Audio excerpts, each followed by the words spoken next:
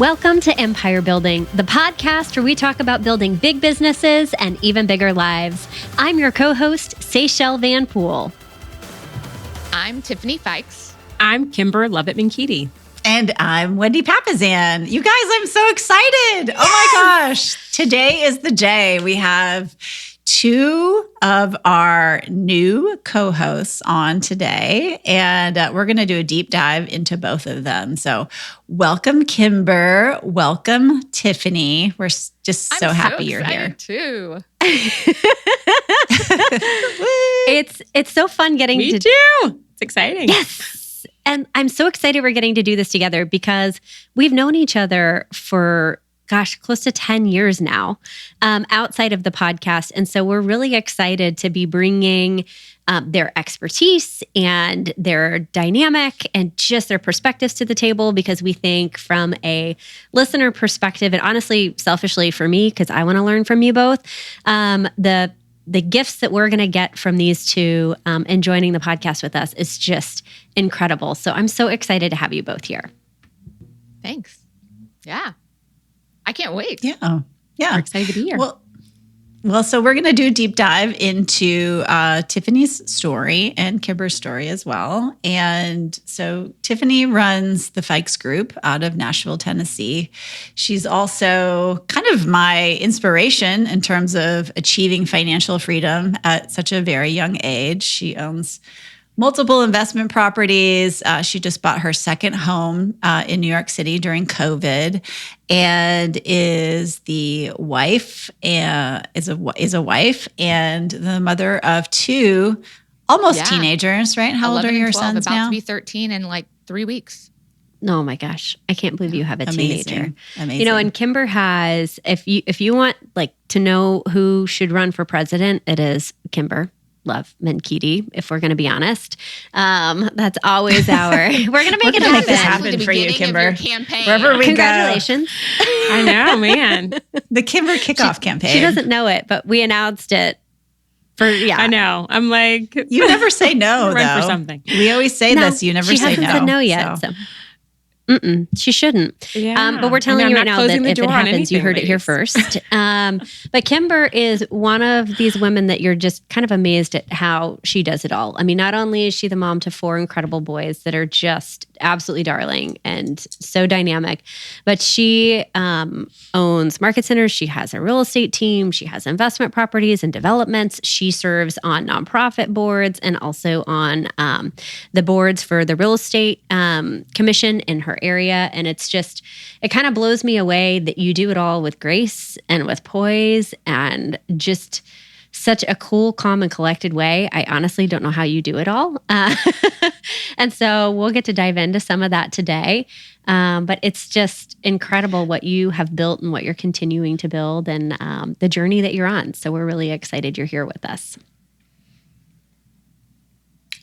And also the mom of 4 beautiful boys. It's true. I think, and your oldest is a teenager now, right?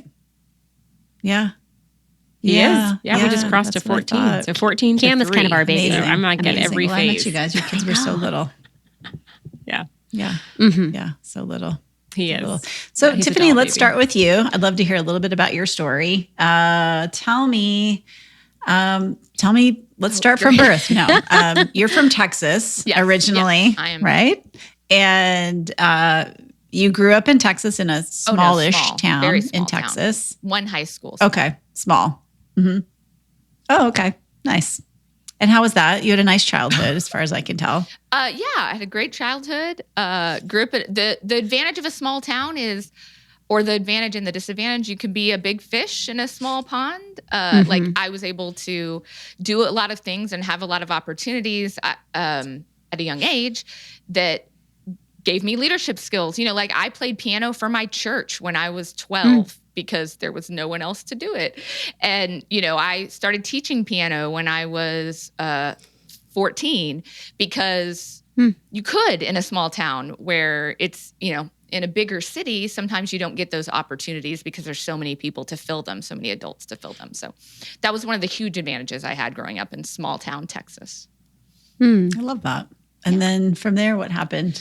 So then I devastated everyone by going to film school instead of being a doctor or a lawyer or whatever all those people, whatever the expectations of me were from that small town. And but went to the University of Texas, where I was somewhere around Seychelles, but we never met each other because there's 60,000 in the same school there. Yeah. Oh wow, you guys went to in the I didn't know that. Okay, how did I not know that? You guys went to UT at the same time? I didn't know that either. College of Communications. We were meant to be. We just didn't know it. Wow, you probably passed each other in the hallways. We were in a class together of 200 and just didn't know it. So, yeah. Wow. Yeah. That's so cool. So went to film school and graduated and actually used my degree, the degree they told me I would never actually use, and got in and they. Who's this they people, anyway? They. The world, what the world told me. Which those people. The world didn't know who I was, and they didn't realize that just simply by telling me it wouldn't work, just ensured that it would. So I got out of college and really went into production. I had my own, I made a business card and had a production company. Reuters hired me. What was the name of it? I was thinking about that today, and I was like, I need to go find it. I remember, I think it was just Felton Productions. That was my maiden name. But I made the business card look like a VCR, or a VHS tape label. That was what it looked like. And I just thought, oh my gosh, that's so funny. Like nobody would even know what that is now. If I showed you my business card, they would have no idea. They're like, what is that? Why does it look like that? Oh yeah, it was cutting edge. And then they were probably like, that's so cool. Oh. So creative. So I did that. I got one big client that kind of was my tent pole. They did 5 events throughout the year that could pay my basic bills. And then just kept looking for new projects and finding new opportunities, and moved to Nashville. I got married, moved to Nashville. We were actually trying to go to New York City. Nashville was halfway. Thought we'd stop for a little bit and then go on to New York because I wanted to work in television. And then fell in love with Nashville, and career path went a completely different direction. Because there wasn't a lot of television opportunities in Nashville. They were dying. Yeah, it was an industry that was dying, and so the people there were scarcity minded, and were in Austin, where I was at the time, it was very much like, oh, you're the next talent. Like, yes, we want to hire you. And in Nashville, the mentality was more like, you're going to take my job. No. So I worked, but Joshua and I made a conscious decision. We want to do something else. We don't want our lives to go on 2 different tracks. We want to be going together in the same direction, professionally and personally. And so I was married to a residential architect, and I was a documentary filmmaker. I love that. As much as I wish we were Chip and Joanna Gaines, we're like the opposite of Chip and Joanna Gaines. So those were never really going to cross. And I had made my own documentary, got funding, walked a red carpet, done all these things that I knew I could make a switch and not regret. Like, I loved my time in production, and I could still go back and do it and be very happy. But the dream of what we wanted our life to look like was bigger than that. And so we created a new thing. Well, and so tell me about this. What do you mean you were walking the red carpet? Oh, so I got to walk a red carpet for a movie called Billy the Early Years, because I was one of the producers for a few of the scenes and that sort of thing. So, all these things in film school that you're like, I want to walk, I want to fund my project. I want to tell my story and, do all those things. I want to rock on a red carpet and be a part of something on the big screen. Like, I got to check all those boxes off in, let's see, 4 years. And then I said, okay, well, what do I want my actual life to look like? Not what are these things that I want to do, but what is the life that I'm trying to create? And is this going to get me there? So I love that. I love the intentionality Like that's one of your superpowers is your intentionality, even way back then. And just out of curiosity, because I know some people are wondering, what was your documentary about, Billy, the early years?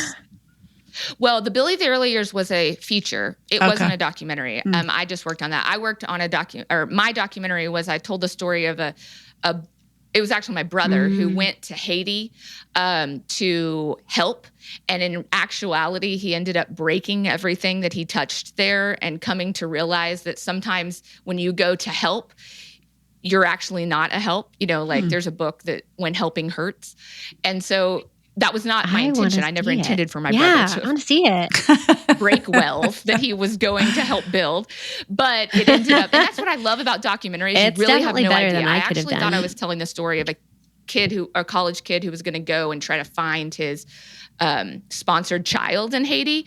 And then in reality, what I told was a story about When Helping Hurts and how sometimes you go thinking you're going to do good. And in reality, you're the one that's going to be changed, not the people that you are going to help. So you still have it? I do. It's we should watch it. We should. Yeah. It's not excellent, but it is good. So, like a screening. I love that. Well, we'll stop before you get into real estate. Yeah. Kymber, I'm curious, where did you grow up?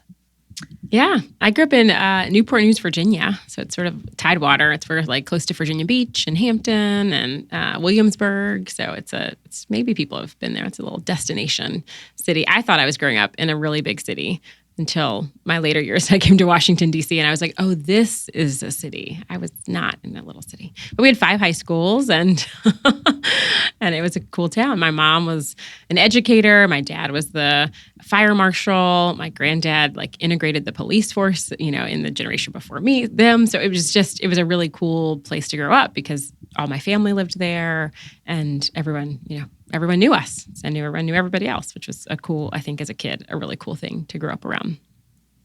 Yeah, that is really cool. After high school, where did you go? Yeah, so after high school, mom's teacher, dad's in the fire department. And so I was like, well, there's no way I'm going into any of those things. So I was like, I'm going to be a social worker. Because, that was complete departure from what everybody else had done in the human services world. And so I went to James Madison, which is also in Virginia. And but I went right in knowing as a high school senior that I was going to be a social worker. And people were like, okay. But they had a great bachelor of social work program. And so I got to jump right in and really get my arms around what it meant to be a social worker and have that sort of side of impact and sort of see families at their most vulnerable and do that from a really, really early age. That's incredible that you knew right away that was what you wanted to do starting out. Did you work in that after you graduated? I did. So I went straight from undergrad to get a graduate degree. So in social work, you can kind of go lots of different directions, which is one of the things I loved about it. But you also, if you want to practice and be a practitioner, you need to have a master's. So I went straight into a master's program at Bryn Mawr in Pennsylvania. And so that I did a double master's in social work and then law and social policy. Because I started to pretty quickly get interested in, we have all these problems, but it's really the policies and how we treat people in our communities that has a big impact. So I did a double master's in that and came out and was ready to hit the ground running.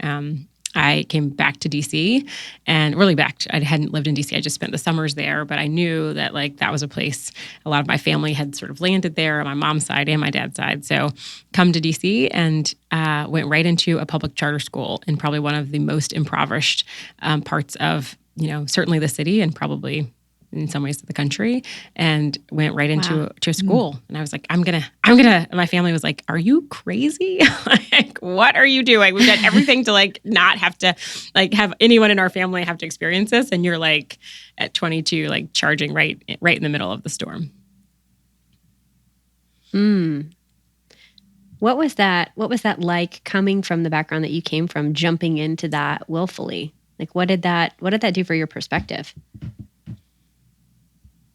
I think it's a great question. I mean, I think it gives you a different perspective on both what you've had in terms of the opportunities and access, and then also just how individually we can impact people's lives and sort of see a different experience. It amazed me that like the students that I had an opportunity to work with like had never left. And in DC is divided into 8 wards. And like, so they grew up in this one ward of the city. And they would literally like high school students that had never left the ward, much less like the city. And so just seeing like, right, the charter school, I was called Thurgood Marshall. So it was a charter school started by a group of Georgetown law students. And so they were, a lot of what they did was just like taking them into like Northwest and taking them into law firms and just creating that exposure so that they could kind of be the first in their families to have that impact. So for me, that was it was a big force of like how we can create change. That's really cool, Kymber. And then how did you jump from there to real estate? What happened in between there? I know a lot of times it involves a boy, piece. right? Yeah. So I meet this guy who's like also in the nonprofit world. And so we actually meet in a nonprofit working together to help low-income high school seniors get into college as first generation. And so he was like, I have this great idea. I think you could really impact he have a bigger impact through real estate. Like, I'm going to get my real estate license. So Bo gets his license in 2004 and really jumps in as sort of rookie end of the year, 30 under 30. And so, fast forward a couple of years, we get married. And he's like, I think, at this time we're like, I'm 26, he's 28. And he's like, I think we should, hey, why not? 2 years into the business, we should start a brokerage. Yeah. I'm like, yeah. That sounds like a great idea. Why not? Why? Yeah. That sounds like a great idea. Oh, we should just start brokerage. We should get a franchise of a company no one's ever heard of in our town. That sounds like a great idea.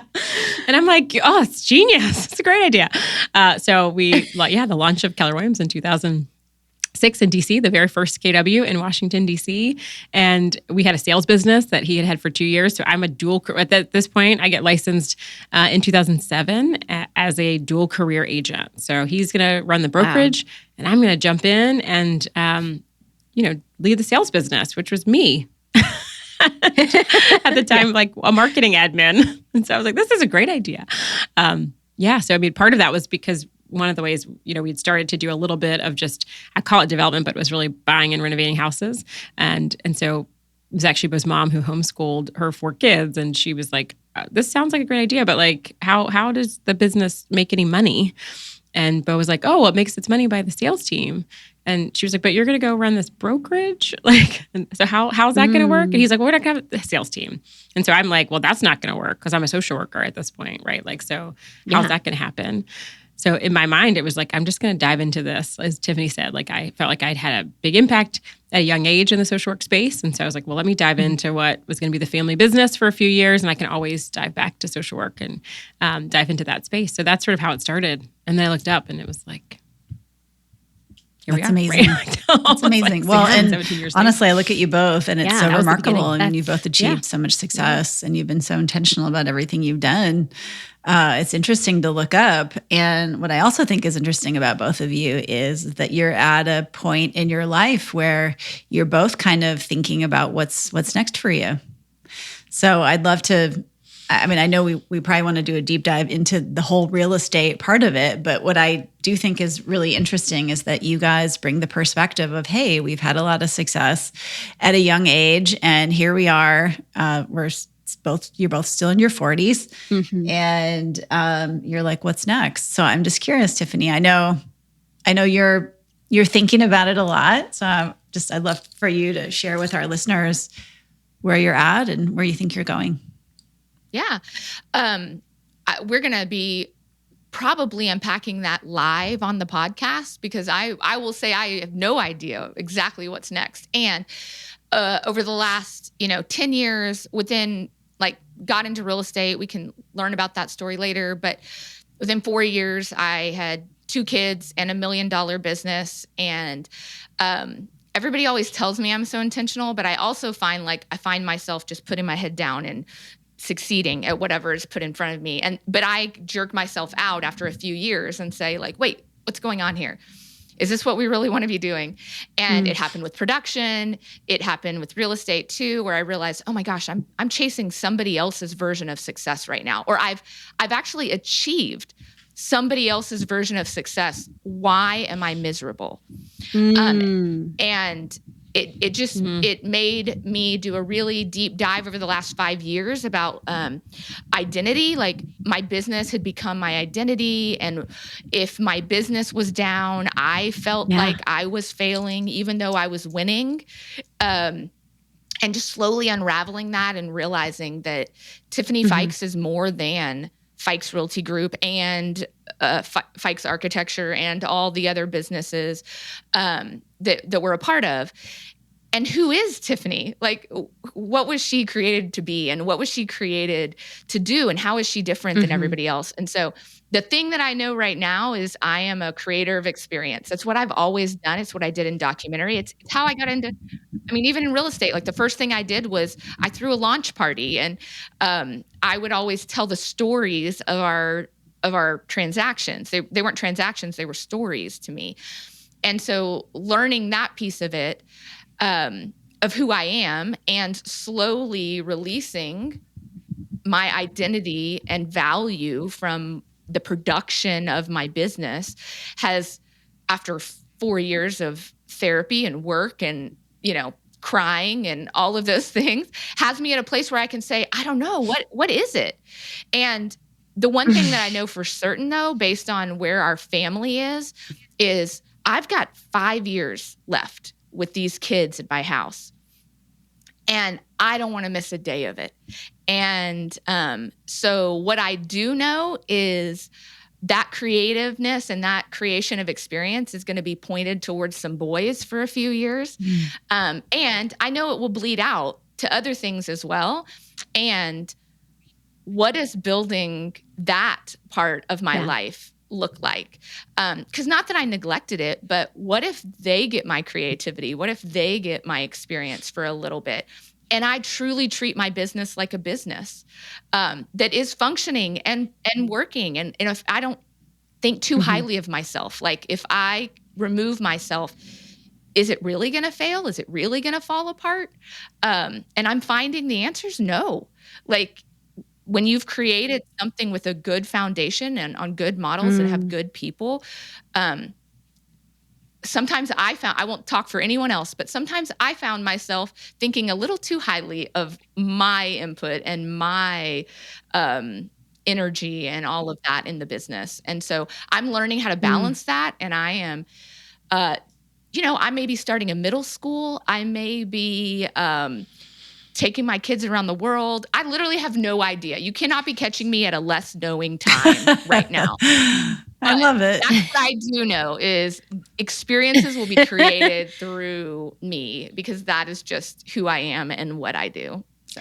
Well, I love that. And thank you for your honesty and authenticity and your vulnerability there. And for our listeners, this is the gift that you get. When we talk about building a big business and an even bigger life, this is what happens when you build a business. What Tiffany's talking about is like, hey, I've created a life for myself. I've created a business that will allow me to step away and take some time out and really think about what I want for the next stage of my life. And that's life. Life isn't, you'll definitely meet some people who've been living the same life for the past 50 years. But in my world, it's almost like everything comes in sevens sometimes. You've got something happens for 7 years, and then maybe you move on to this next stage of your life, and then maybe you move on to the next stage of your life. And so to have set yourself up financially to allow yourself to have that creativity and room to explore is completely remarkable. So,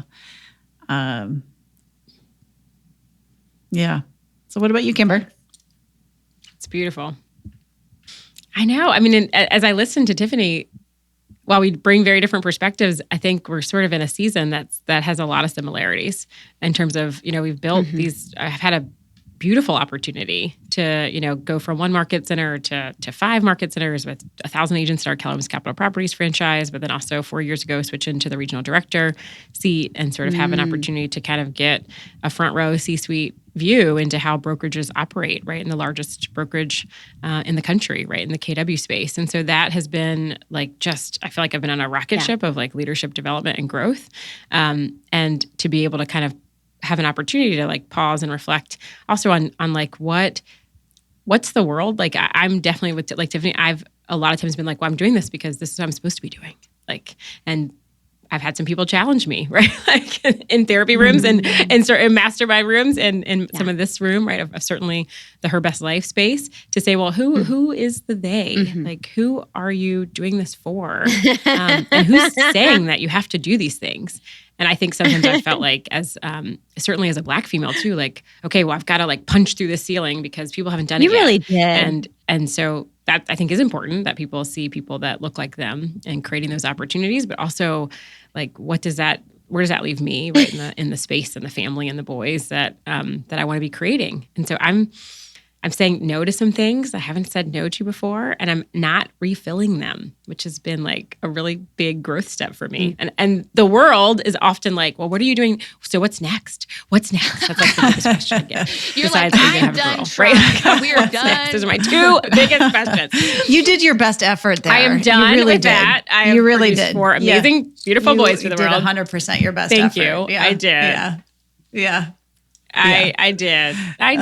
I went for it, and he's amazing, and he's a he today, right? So that's it, right? And so I'm really like pausing and listening. I think one of the themes I see in like amazing leaders is that they create space and time to think and reflect and listen to themselves, right? Like listen to what the voice inside of you is saying, not the voice inside of everyone or from everyone else.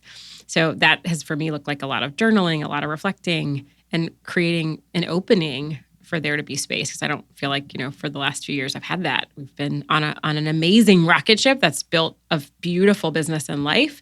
And I feel like I'm getting an opportunity to pause and take a breath and before I pick another path, which is kind of cool because I feel like I'll be living that as well with Tiffany live and in Keller on this one. Yeah. I think that's an exciting part about the two of you is that it's not like you're at a destination and you're like, look at what I have achieved and clap for me type of a situation. You're in yes, we have built these really incredible, massive things, and there's still more. And that's such a theme of what we strive for with the podcast is this pursuit of the big life, and watching you all unfold that in real time with us is going to be a real gift that we get to go on with you. So I'm super pumped about that. If you think about like getting to transition into these seasons where you're paying attention to this, was there a period before you decided to maybe, to Kymber's point, pause, or to Tiffany's point, like define your level of success? Was there a point you just kind of wanted to quit and be like, forget all this, I'm just going to scrap it? Like, did you hit a wall before you got through? Constant? What was that like? I mean, like, is that not the right answer? Is it not every day? I say all the time, right? Yes. Well, I think when you actually like peek behind the curtain, you see that like, oh, it's messy everywhere. And I think that's why what you guys, even just the last 2 years of the podcast, like being able to peek behind this idea that like we, especially I think in the real estate space and as women, it looks so perfect. You're like, oh my God, that person has it all figured out. And the answer is like, you don't. And then you can like embrace all the gifts of the imperfections of it, right? That those are where the lessons are coming in. But I think we are taught, like we look up and you have like this, social media like world that says everything looks perfect all the time. Not the 1,000 pictures it took to get my boys to like halfway look at the camera and smile that I posted this morning. Yeah. The not giving up is the only difference between us and anyone else. Like everyone, employee, business owner wants to quit at some point, and their choice to do it or to not is the difference. And sometimes quitting is fine, like stopping is fine. And it's the why. And why are you doing it? Why are you still pushing here? And for me, that was one of the big questions is I didn't quit for a long time for the wrong reason. And then when I realized why I was doing it was for the they that doesn't exist, then I realized, okay, that's what you quit. That I'm going to quit doing it for they. I'm going to do it for me, or I'm not going to do it and somebody else is. And I think that's the important part, because I was kind of, in my mind, quitting was very bad. I'm loyal. I am resilient. I have a high I'm competitive. I have a high pain threshold, apparently. Competitive? You know, like I We can all do. it. I can, anybody, any business owner has a high threshold for pain and doing things that are hard. And realizing maybe you don't have to do the hard thing. Like I had a counselor just this last week that I was talking to. We were doing something and I was like, oh, well, I don't want to do that. So I'll let me lean in over there. And she's like, you don't have to pick the hard, Tiffany. Like go over to where it's easy for just a second. And why don't you live there for a second? So I'm not saying that the going and not giving up is always the right thing, but realizing the why and deciding for yourself when's the right time to quit. And 99% of the time, it's not the right time, but there are times. Wow. Or go a different direction, right? Like, like, right? Like sometimes we tell ourselves that it was quitting, but it was actually like backing up and coming, like you're forcing against the brick wall that's actually not going to move. And if you just looked at it from a different way, you could actually tackle the problem. Like what are you actually trying to solve? And is it you're quitting an activity or a behavior or a mind, like something that's actually not serving you, to actually still get, it's back to that why, right? Well, why are you doing this? And is this the only end to get to the result that you want? Well, and you have to have that reflection time to really be able to do that, because if you're going 1,000,000 miles an hour all the time, you're just going to think that's the norm of going 1,000,000 miles an hour. Yeah. I mean, I actually had some clients that moved from New York City to Austin, and they were going 1,000,000 miles an hour in New York. And when they got to Austin, their life slowed down a lot, and they realized they just weren't in love with each other anymore, and they divorced. But they literally didn't notice because they were just going 1,000,000 miles an hour. And so what you're saying, both of you, is like, hey, you know what? You've built businesses. You set yourself up for success so that you can take a breath and really think about it. But you actually don't have to do that in order to do what these guys are doing. You know, you can actually look around and see what the next right path is too. So super powerful. Love that. Yeah. I think your rooms impact that too. And I think about Her Best Life and the work that both we've done in our smaller group, but have really brought to the world in the larger group. Like creating a space for me, this circle and that community has been the game changer. To give myself permission to not have to feel like I have to do it all and run 1,000,000 miles an hour and juggle all the balls. I mean, Tiffany is like the best gift to me to say, like, you know, Kymber, you don't have to cook the dinner to enjoy it with your boys.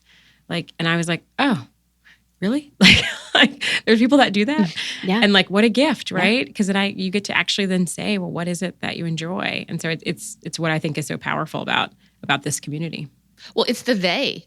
Like, make sure the they that you're listening to is a group that cares about you. Let your circle be the they, because they will ask you the good questions and they will give you the perspective that sometimes you don't even see. Like, I know for sure my path would be different if I didn't have this group of women speaking into my life and saying, do you even see this? And to Wendy's point, no, because I'm running 1,000 miles an hour. I don't see anything except for things flying past me. and my life is forever changed because of that. Well, we've seen that in so many aspects of our lives, whether it's giving each other permission to go bigger, whether it's giving permission to go in a different direction, whether it's giving permission to if you follow wealth building, you know, do real estate investing, or whether it's giving us permission to just say, hey, where you're at is okay, and that's good, and you can take a step sideways and see what's in front of you. Because sometimes when you're sort of marching on this path, you have to slow down, take a step off the path, and really see what's around you in order to really take advantage of it. So. I think about growing up, we used to spend summers in Colorado. And there's this, like, we were back in the middle of the national forest, like, we'll just call it family camp because there was no one else around. And we were like at the base of this whole mountain range, like, that circled us. And we would at least once a week take a hike and go up. It was probably about like a 2,000 foot to the summit, like from where we were to the base to the summit from where we were at. And along, like, the first couple times we did it, we would just go straight up. Like, you know, you go up, stop, but you would just keep trudging up. And as I got older, we would go up, hike for 20 or 30 minutes, stop, have a picnic lunch and look around. Then go up, stop, have a picnic and look around. And what we discovered with that was the view is so different when you take the break and look at the different summits of what that looks like versus just getting to the peak. Your muscle fatigue looks different. Your energy looks different. You find herds of elk and you find hidden waterfalls and you find all of these things you weren't expecting on the way to the summit when you take your time to stop and really breathe and look and maybe plan the extra 30 minutes along the way. And I think about that as such a great metaphor for the white space that we need when we're summiting different challenges or different growth areas, because we'd miss all these really magical, beautiful things if we don't stop for that white space, which I think as doers and achievers and drivers and leaders, we are so conditioned to do. And I think that's a gift you all have given me is to take those white spaces and those breaks to enjoy the journey and the process a lot more than I was when we first started getting together. So I'm very thankful for that. I love that. And what I love about all of us is you can take those breaks and you can still look around and know that you've had a level of success that most people would find remarkable. Mm-hmm. Yeah. Well, you guys, today's been amazing. I'm so excited for our new co-hosts. I know they're going to continue to share so many gold nuggets, continue to be authentic and vulnerable and share everything that's going on inside of them. And I personally took a lot away from this episode. I took away that you can't be somebody else's version of success, right? Whoever they are, that's not you. Your identity is not your business. I thought that was so smart, Tiffany. You need to listen to that voice inside of you. The not giving up is the difference between me and everybody else. I loved that. Yes, I absolutely love that. And then last but not least, but it's messy everywhere. You know, life is about failure and growth, and it's our journey as a human being to go through all that. And sometimes you got to just take a step off the path, take a look around and see what's in front of you in order to achieve your big life. So thank you so much, guys, for being here. And as always, go out and build a big business and even bigger life. Bye, y'all.